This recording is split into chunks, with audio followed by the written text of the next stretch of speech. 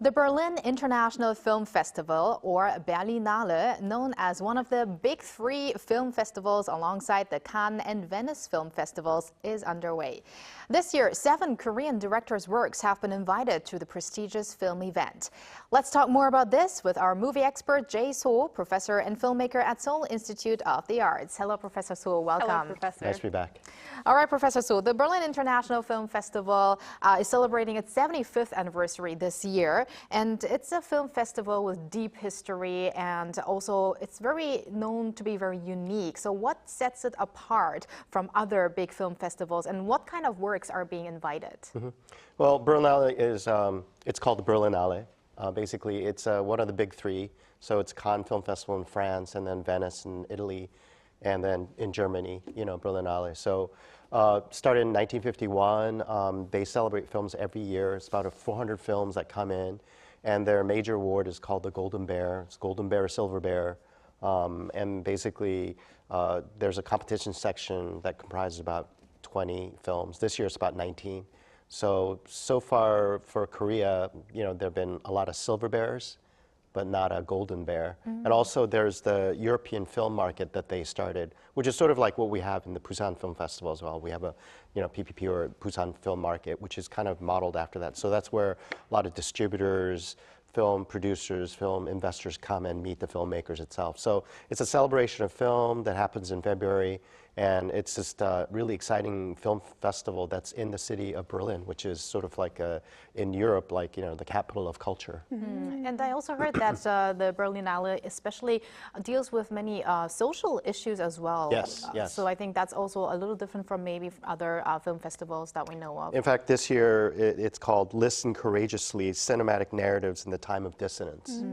So I think Europe's a little afraid of Trump and America right now, and all this stuff happening with Ukraine. So I think they've kind of chosen that as their motto this year. Yeah. Right. It is one of the biggest film festivals. And now a number of Korean films were given the honor of being invited to the event. Please introduce the films that were, invited to the event Yeah, this year. so you guys were talking about Bong Joon-ho's Mickey 17. So that's premiered there. Also, excuse me, we have he comes back a lot at the Berlin Film, which is Hong Sang-soo, and it's a film called What Does That Nature Say to You? Kind of a weird title, but anyway, he's a regular at the Berlin Film Festival. And then we have director Min Gyu-dong, who has a movie called The Old Woman with a Knife. It's kind of a thriller.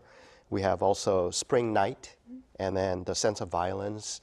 And then we have, this is one of my favorite titles. It's by director Cha Jae-min. It's called Photosynthesizing Dead in Warehouse is the name of the film. And the last film I want to introduce is Lee Jang-wook's Changyong. So these are 7 films. Some of them are in competition. Director Hong's film is in competition. The other ones are playing different parts of the festival, basically in the forum, things like that. So that's a big number of Korean films. But every year, Berlin is one of the most friendliest sort of festival for Korean cinema. Yeah.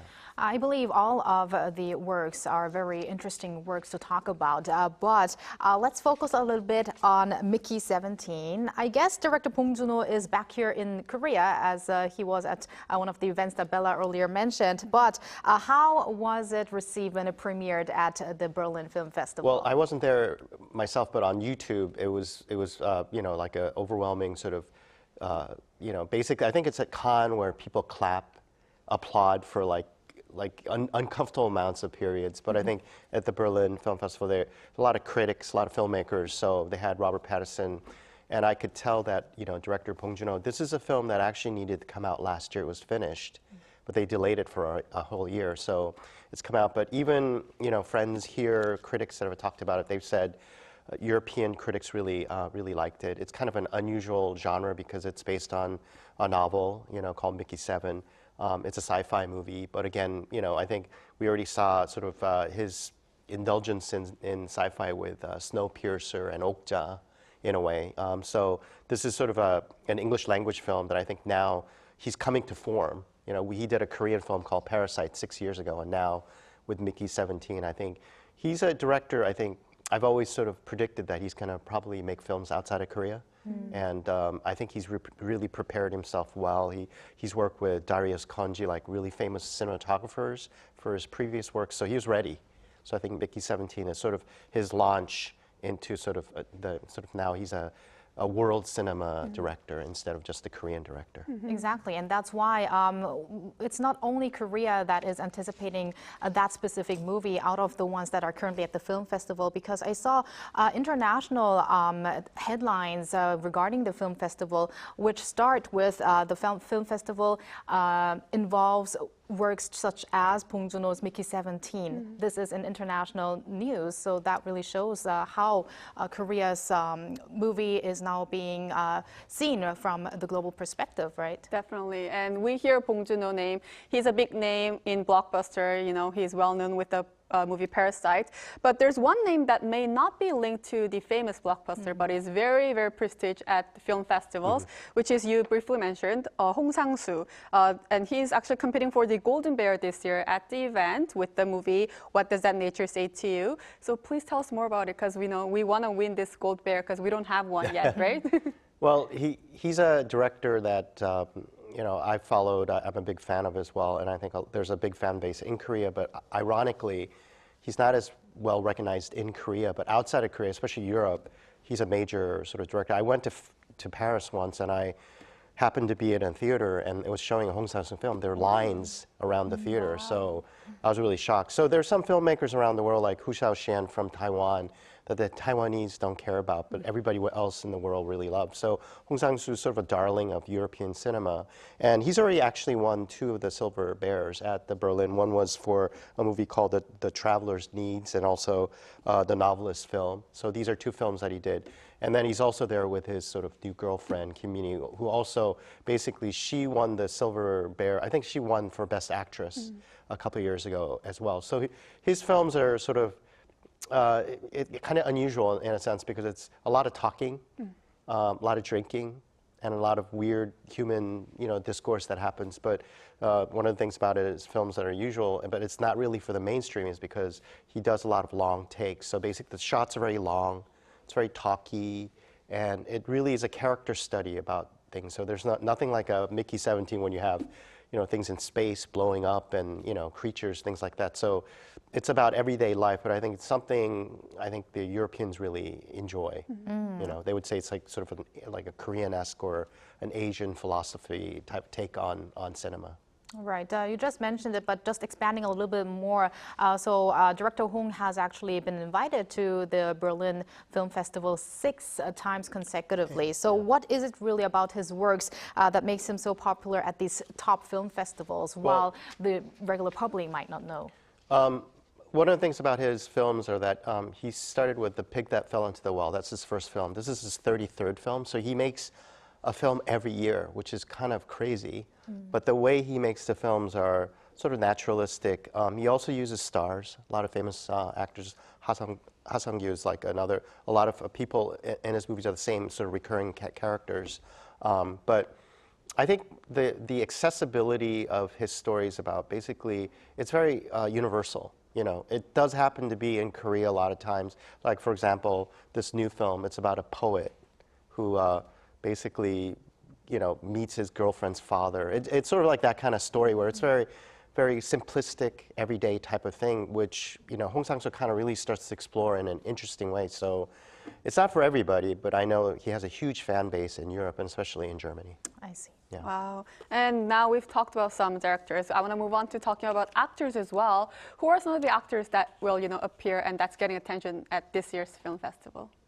So one of the big actors is for director Min Gyu-dong's, The Old Woman with a Knife, and the actress is Lee, who is in her 60s now, early 60s. But for her, it's like being invited to the Berlin Film Festival. It's like a full circle, because she had a movie called Blazing Sun, Daengpyeot, in 1985. That it was the first time she visited. So, many years later, she's there, and for her, it's a real thrill to be there. And I think also, I was mentioning Ha Sung-guk, Kwon Hae-yo. These are actors that are in, Hong Sang-soo's universe. So a lot of times, it's almost a joke. A lot of the actors don't really get paid to do Hong Sang-soo's films, but they do it because they get a chance to walk at Cannes or visit Berlinale, go to Venice. So basically, it's kind of an interesting thing where some filmmakers seem to sort of like attract a lot of famous stars that want to be in their films because not all Korean filmmakers get to go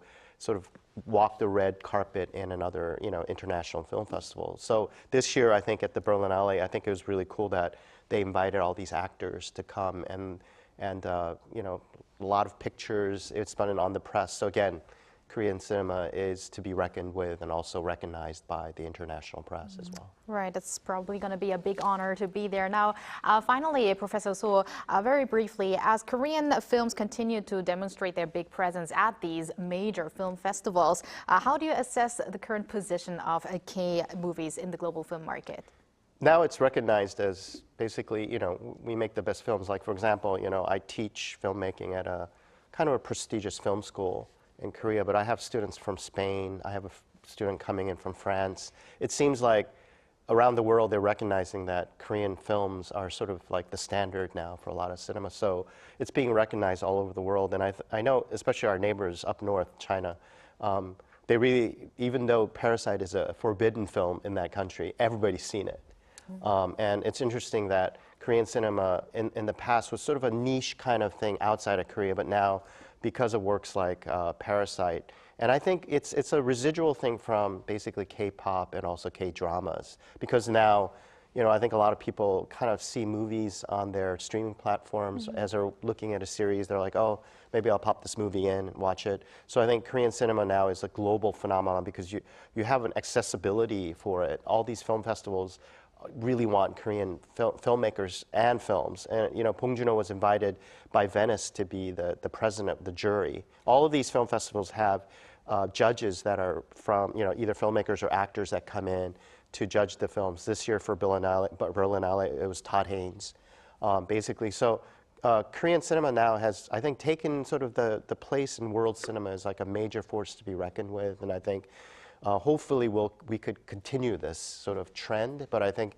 again, we have to kind of reinvent ourselves. I think people are recognizing that Korean films have a unique, style, story. The way filmmakers approach, filmmaking is very unique, things like that. So I think it's definitely sort of affecting our standing in the world, for sure. Let's hope the industry will thrive further. And thank you very much for your insights today, Professor Soh. My pleasure. Thank you. And thank you, Bella, for your contributions this week. We'll see you again next week. Yes, I'll be back next week.